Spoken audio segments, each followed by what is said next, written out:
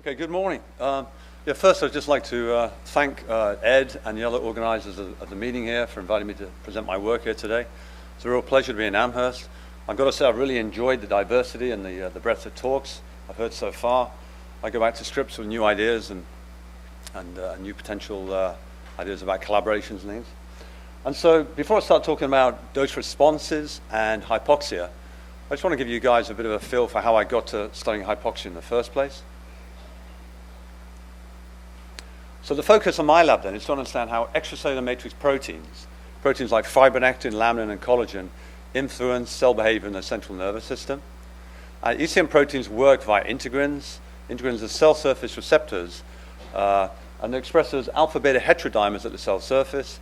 And you can see in the figure here, there are three main classes, the beta-1 class, the beta-2, and the beta-3 class.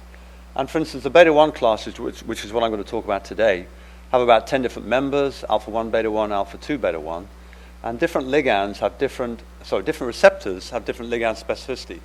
So for instance, alpha-5 beta-1 is a fibronectin receptor, and that's what I'm going to talk about quite a lot today, while alpha-6 is a laminin receptor. And of course, integrins, they're known as cell adhesion molecules, but they do a lot more than adhesion. They also drive proliferation, migration, differentiation, cell survival. So 15 years ago, when I started my postdoc at the Scripps Research Institute, I was very interested in finding out how the integrins are expressed in the brain, and what cell types express them. And I came with a glial focus, but in fact, what I found in my first, by the way, these are stains of frozen sections of brain, postnatal day 1, day 7, and the adult. And what I found, in fact, was that most of the beta-1 integrins are expressed by blood vessels. And so I started looking more closely at what types of beta-1 integrins are expressed on these blood vessels. And what I found was that basically the fibronectin receptors alpha-4 and alpha-5 beta integrins were expressed high levels early on, then switched off, while the laminin receptors showed the opposite pattern. They were very low, alpha-1 and alpha-6 early on, and then seemed to be upregulated. So it seemed as though there's a kind of a switch going on with development. In fact, the ligand showed the same pattern. Fibronectin was expressed at low levels early on, and then switched off, while laminin was upregulated. So the sort of bottom line of this early part of the work then was that during maturation of cerebral blood vessels, there seemed to be a developmental switch. So angiogenic blood vessels in the brain express fibronectin and those receptors for fibronectin, alpha-4 and alpha-5, which are then switched off, while mature blood vessels show increased expression of laminin and the alpha-6 integrins. So it raised two interesting questions. First of all, is this recapitulated in adult angiogenesis? And then secondly, has it got any sort of relevance? So are these fibronectin binding integrins required for angiogenesis and the adult CNS? And that's actually what brings me to the hypoxia model. So someone suggested, why not use the chronic mild hypoxia model, because it's a nice model for looking at angiogenesis and studying potential functions of candidate molecules. And so I guess quite a few in the audience are aware of this system, and that is that 8 to 10 week old mice, we put them in an incubator for up to 2 weeks. And during that time, you get a massive vascular remodeling response. So over 2 weeks, you see a 50% increase in vascular density in the brain, in all areas of the brain. It's actually entirely reversible, so that when you take the animals out of hypoxia back into anomoxia, the whole thing works in reverse. There's a vessel pruning response, and vessel density is... and I guess that tells us something about the system always striving for a set point, a homeostatic set point of ideal oxygen level. It's a great robust and consistent... it's a great model then to study any sort of angiogenic candidate molecule. You can put the mice in the chamber, knock out your molecule, or apply antibodies and see what happens. And the clinical relevance has obviously been well demonstrated here by Jeff and others, showing that mice exposed to this kind of regime, or shorter regimes of hypoxia, are subsequently protected against ischemic events for a window of time. And so when we first got this modeling, we first wanted to check that we could actually recapitulate what others were showing. And in 2 areas of the brain here, we used a marker of blood vessels CD31, PCAM1. In brainstem and cortex, we looked at vascular density, and you can see that as you go through time in hypoxic chamber from anomoxia, 4 days, 7, and 14 days, you see an increase in vessel density, and that's depicted in the figure down below. In fact, a lot of people had shown increased capillary density, but people hadn't really looked at mechanisms or any of the intermediate processes along the way. So we started looking at endothelial proliferation using this marker, Ki67. And you can see there are no proliferating cells in the brain, endothelial cells in the brain, under normoxic conditions. But after 1 or 2 days, you start seeing a few proliferating cells coming up. These cells seem to then really emerge very strongly at 4 days. They hang around by 7, and then they start to diminish. And this is just showing you a co-fluorescence here, showing that these proliferating endothelial cells are indeed within blood vessels. And so, while the overall vessel density increases over 2 weeks, it's interesting then that endothelial proliferation peaks at day 4 or 5 and then starts to fall. So it's just telling us then that the endothelial proliferation response is an early event in this angiogenic remodeling. And the real question why I wanted to use this system in the first place then was to try and see if fibronectin and its receptors were upregulated. And we saw exactly that. So you can see in the normoxic brain we're not seeing a whole lot of fibronectin expression, but after 4 days hypoxia we're seeing a very marked upregulation of fibronectin. It seems to peak around day 4 and starts to wane, decline day 7 and day 14, and that's depicted here. And the same can be said of the receptor, alpha-5 beta-1. It's almost absent on normal vessels, strongly upregulated after day 4, and then starts to decline. And this data was, our fluorescence data or our histology data was also reinforced by a Western blot approach. So what I've shown so far then is in chronic hypoxia, we see an increased vessel density, we see endothelial cell proliferation, we see an increased upregulation of fibronectin and alpha-5 beta-1. These events peak at day 4 and then start to decline. And this timing totally correlates with endothelial proliferation. So taken from the previous study where we grew brain endothelial cells in culture and studied how they were stimulated to proliferate in different substrates, we found that fibronectin was the most powerful substrate to drive endothelial proliferation. So taken together then, it supports the idea that this upregulation of fibronectin via alpha-5 beta-1 drives the brain endothelial proliferation to increase angiogenic remodeling. So to really test this idea then, we wanted to, as everyone does, go into knockout mice. We couldn't use the alpha-5 global knockout because that's embryonic lethal. The mice die at embryonic day 11 through gastrulation defect. So we used the Krelox approach, and we worked with Richard Hines at MIT. Basically, we used a floxed alpha-5 integrin mouse, crossed it with an endothelial cell-specific Cre, in this case, the Tie2 Cre line. And when you do that, you knock out alpha-5 specifically in endothelial cells. And so just to sort of confirm this work then, what you can see here then is a fluorescence panel showing you that under the wild-type mice in the top row, you can see that there's no alpha-5 integrin expressed on vessels under normoxic conditions, but after 4 days hypoxia, we see a strong upregulation of alpha-5 integrin. If you look on the knockout mice, we're seeing total absence of that response. You can see the colocalization here of alpha-5 integrin colocalizing with CD31. And we also repeated this using cell culture, purified our brain endothelial cells, analyzed their expression. Wild-type cells express a lot of alpha-5 integrin, whereas the knockout cells were totally devoid of alpha-5 integrin. So this wasn't leaky, this was a very absolute knockout. And so the real question then is, well, if we put our mice back into a hypoxia chamber, does the absence of endothelial alpha-5 impact vascular remodeling? And that's indeed what we saw. In the top panel here, we're looking at vessel density. You can see that as you go through the different, as mice are exposed to hypoxia, increasing time in a hypoxic chamber, the vessel density increases. We see also some increases in our alpha-5 knockout mice, but much less. And the vessel density is depicted here, and you can see that after 7 and 14 days hypoxia, that the vessel density was markedly reduced in our alpha-5 knockout mice. And just to get another sort of confirmation of this, we chose we carried out Western blot analysis of a couple of different markers of endothelial cells. One is GLUT1, which is a transporter. One is claudin-5, which is a tight junction protein. And you can see there's no difference in expression of these proteins in normoxic conditions. But when we go up to hypoxia, you can see that the alpha-5 knockout mice shows markedly diminished levels of these proteins, indicating low levels of endothelial cells and low vascular remodeling. Okay, just to sort of just move this on into, so basically endothelial proliferation, we're looking at Ki67, CD31 dual IF. what you can see here then is we don't see any endothelial cell proliferating early on, but after 4 days it peaks and starts to decline. Whereas when we look in our knockout mice, we're not abrogating proliferation totally, but we certainly see a lot less at day 4, and then it basically wanes afterwards. And you can see that in this panel here.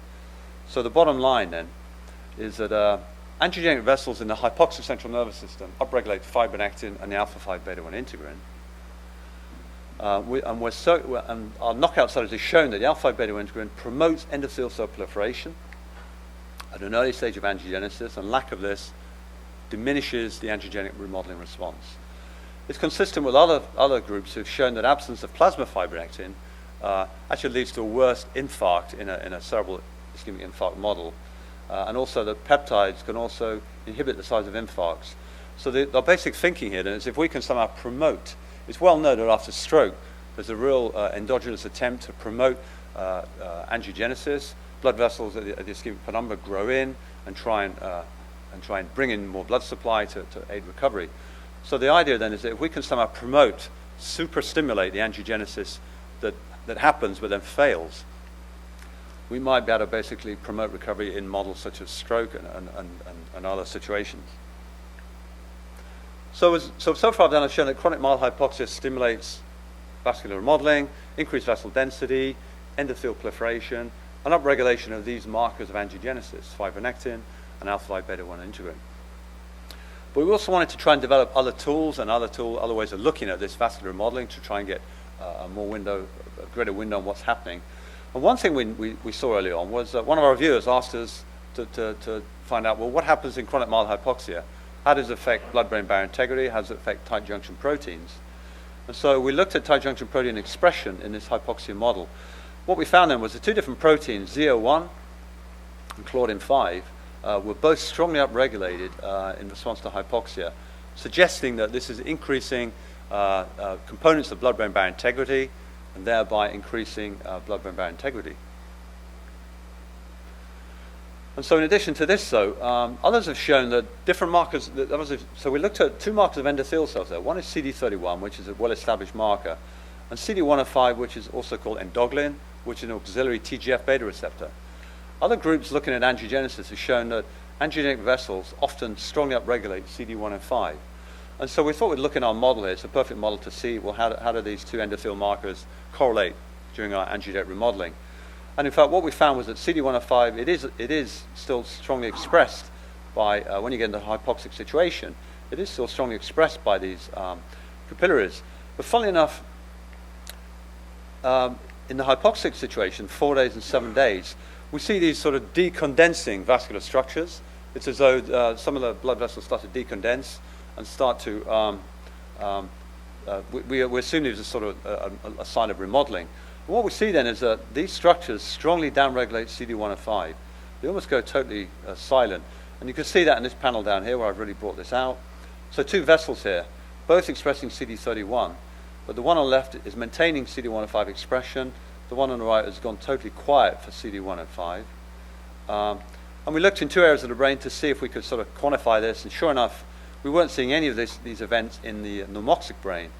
But when we get into the hypoxic brain, we're seeing a very much increased number of these low CD105 vessels, and then that started to return to normal by 14 days hypoxia.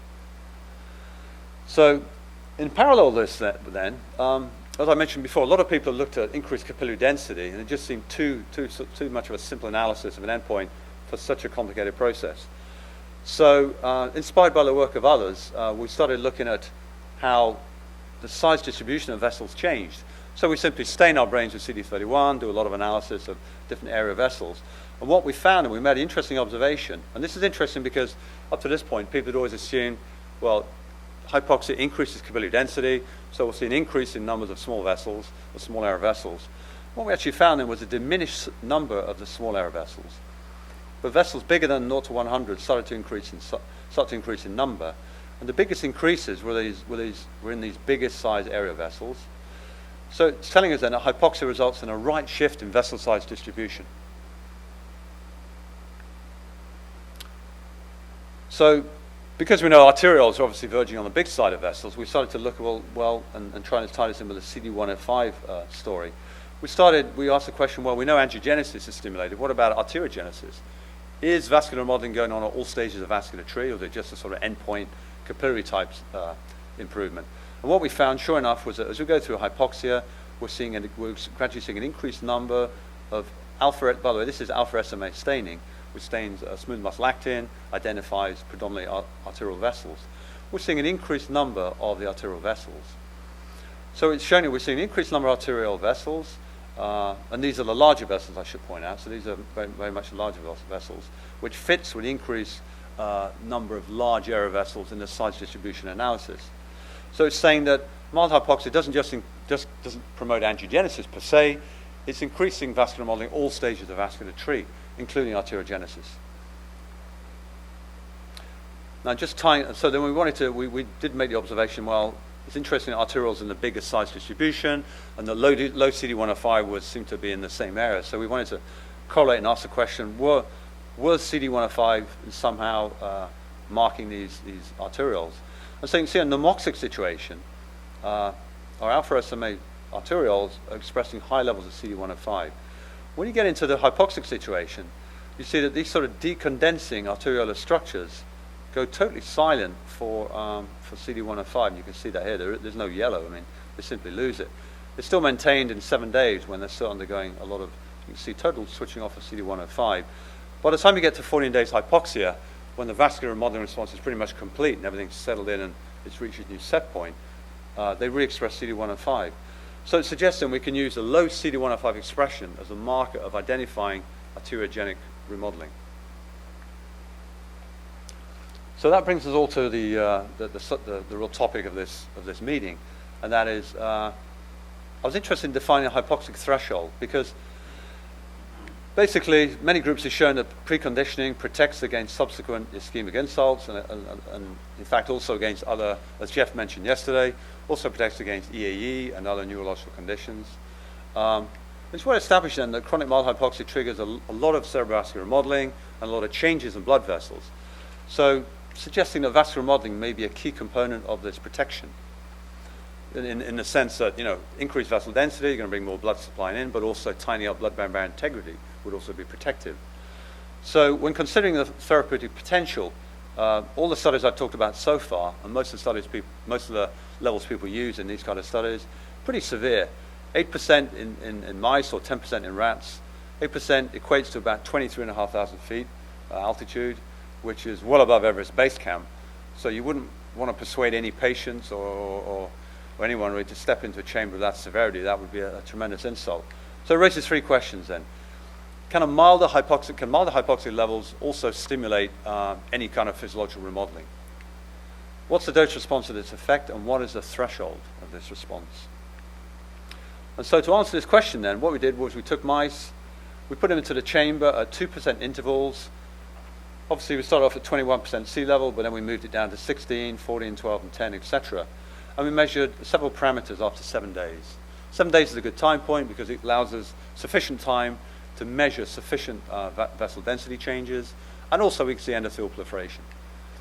So what we found then was basically we looked at endothelial proliferation, we looked at total vascular area, and we looked also at a sensitive indicator of vascular remodeling is increased number of large area vessels. And what we saw then, as we dropped down our hypoxia from, normoxia to 16 to 14, we weren't seeing any changes. And then suddenly at 12% oxygen, things started to happen. So in all parameters then, we started to see significant increases in vascular remodeling at 12% oxygen, both in proliferation, total vascular area, and also in these increased number of big, large area vessels. The similar thing happened with arterial remodeling. We weren't seeing any real changes then up until we got to about 12% oxygen. Then suddenly the changes started getting significant, and there were real changes. And remember, before I told you that arterioles, which are alpha SMA positive in the dark bars, the level of CD105 pretty much stays unaffected through till 14. Then we suddenly drop. Then we get to 12% oxygen, and it takes a real nosedive. So it's telling us that there's a kind of threshold that's happening around between 12 and 14% oxygen when the stimulus is there to start kicking up this vascular remodeling response. So as well as that, then we also, of course, wanted to characterize our molecules of interest, fibronectin and alpha-5 integrin. And we showed the same thing. 12% was a magic number. Interestingly, when we looked at the tight junction protein claudin-5, we saw that this seemed to be more sensitive on the face of it, so that now we didn't have to drop as low as 12%. We actually saw a significant increase in claudin-5 expression at 14% oxygen. So it seemed to be that 12% seemed to work for most parameters, but claudin-5 seemed to be super sensitive to the effects of hypoxia. So when we started this study then, we had to start somewhere, and we had to look at 2% intervals to get a handle on where we're going to see our cut point, our threshold. And because we saw it between 14 and 12%, we could assume, well, 12% is a magic number, we'll lock onto that. Or could it be that the hypoxic threshold might be somewhere higher? It could be 13, 13.5.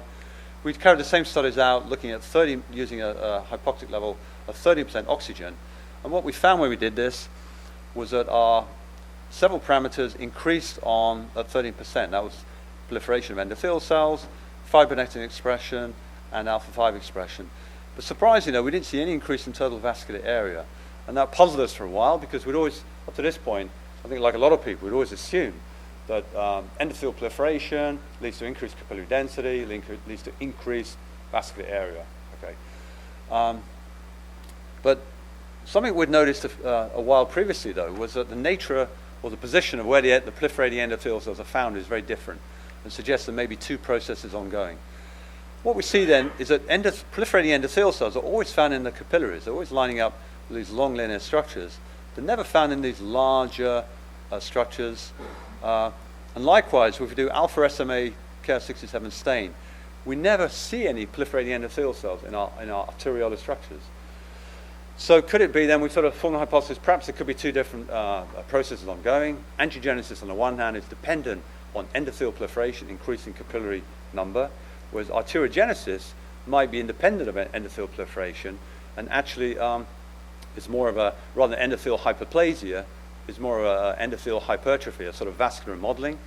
And it's well known then that the stimuli for angiogenesis and arteriogenesis are quite different, with angiogenesis being driven by hypoxic factors like HIF1 alpha, VEGF, the angiopoietins, while arteriogenesis has sort of been described as being more stimulated by change in shear stress and blood flow, and also by inflammatory factors like GM-CSF. And so if this is true then, what we predicted then was that if we looked at size distribution, we would see that remember the 13% oxygen stimulated endothelial proliferation, but didn't stimulate any increase in large area vessels. This would suggest then that if we looked at size distribution, the 13% would increase our numbers of capillaries, but have no effect on our large area vessels. And that's exactly what we saw. So it does sort of seem to confirm the idea that two different thresholds. So angiogenesis cutting in at 13% and driving endothelial proliferation, that doesn't in itself impact a lot on the arteriogenesis. And for arteriogenesis is more of a sort of vascular remodeling dependent on endothelial hypertrophy and remodeling. So just to summarize this last part then, I've shown you that chronic mild hypoxia stimulates many aspects of vascular remodeling, including proliferation, arteriogenesis, total vascular area, and endothelial expression of these angiogenic markers, such as alpha-5 beta-1 and fibronectin. Most of these are stimulated by the hypoxic threshold between 12 and 30% oxygen. So the good news is, if one wanted to even think about therapy for such an approach, you wouldn't have to go as far as 8%, which would be too severe. You could actually consider using a milder dose of oxygen, a milder dose of hypoxia. And 12%, I think, is equivalent to about 10,000 feet altitude, so it's not so severe. As I say, for most parameters, the dose response is actually I didn't really talk about it as much, but the dose response is biphasic. So what we saw then in our results was that the maximum effect seemed to be at 10%, but when we got to 8%, the effect started to diminish. So, and like I just mentioned a minute ago, the vascular remodeling on the phase of it appears to appear in two separate processes. On the one hand, the angiogenic phase, which is all about endothelial proliferation and capillary growth, which is stimulated by a relatively mild 13% oxygen, while the arteriogenesis perhaps is stimulated by a more severe 12% oxygen and is more of a hypertrophic response. Okay, so I'd just like to acknowledge the people who did the work, which is Longjuan Lee, Jennifer Wells-Alves, and Amin Bourjedi. And of course, talk about I'd like to thank the Wellcome Trust, NIH, American Heart Association, and the MS Society.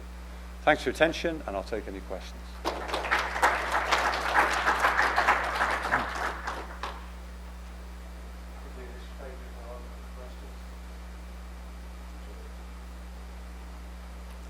Oh, sorry. There we go. Tumor growth is dependent on angiogenesis of tumor growth. Yep. And, I guess there are hypoxic areas, and then is that the same kind of mechanism that's working to grow tumors that you see when you cause increased angiogenesis with hypoxia in the brain? Yeah. I think fundamentally it starts off as being the same mechanism. And HIF-1 alpha is a major regulator. It fires up VEGF and all the downstream sequelae, such as fibronectin and alpha-5. Those things happen also in tumor vessels, neo vessels in tumors. It's well known that they upregulate these molecules, and that the angiogenesis can be inhibited by using blockers of alpha-5 integrin. It's well known. I think what happens in tumors is the vessels are dysfunctional. They don't form proper basement membranes. They don't form tight junctions properly, and including the brain. And so that's the real issue. They become these very leaky vessels that are dysfunctional. They cause cerebral edema, and they're basically a disaster, a train wreck. In this situation, I'd argue this is more a physiological adaptive response to a subclinical stimulus. Now, I think if we carried on down and went from 8% to 6 to 5, for sure, we'd start seeing some aberrant vascular modeling and maybe things akin to you might see in tumors. So do you have the problem of treating somebody for stroke that has a precancerous condition?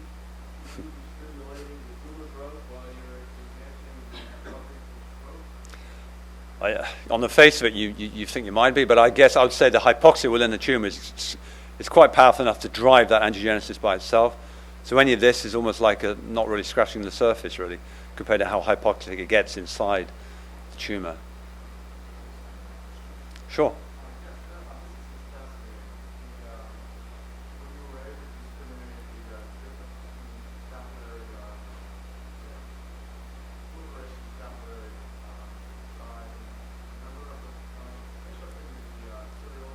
Yeah.